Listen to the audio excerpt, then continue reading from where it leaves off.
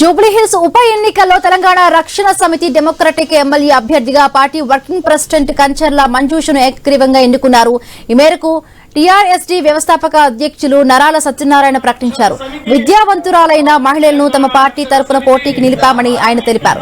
త్వరలో ప్రజా సమస్యలపై పాదయాత్ర చేపడతామని వివరించారు.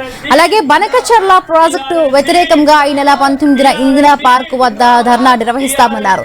ఏపీ గోదావరి బనకచర్ల ప్రాజెక్టుతో జలాల దోపిడీకి పాల్పడుతోందన్నారు. రక్షణ సమితి టిఆర్ఎస్డి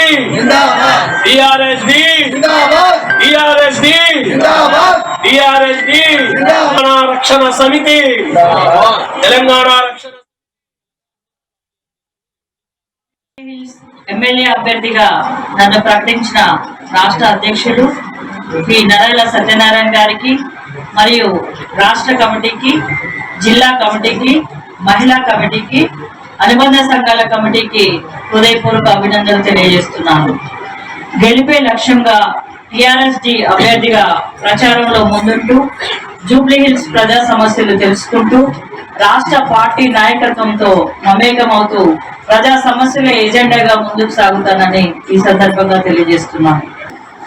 తెలంగాణ రక్షణ సమితి టిఆర్ఎస్డి జూబ్లీహిల్స్ ఉప ఎన్నికలలో టిఆర్ఎస్డి పోటీ చేయాలి.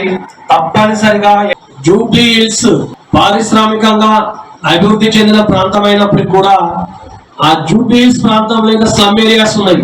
బోరగొండ గాని, అదేవిధంగా రహమత్ నగర్ గాని, అదేవిధంగా యూసఫే మా ఎమ్మెల్యే క్యాండిడేట్ మా రాష్ట్ర కార్యవర్గం, జిల్లాల అధ్యక్షులు అందరం కలిసి ప్రజా సమస్యల పాదయాత్రను ప్రారంభిస్తామని తెలియజేస్తూ ఈ రోజు జూబ్లీహిల్స్ ఎన్నికల్లో మా పార్టీ అభ్యర్థినిగా మనం కంచర్ల మంజుషను డిక్లేర్ చేస్తున్నాం.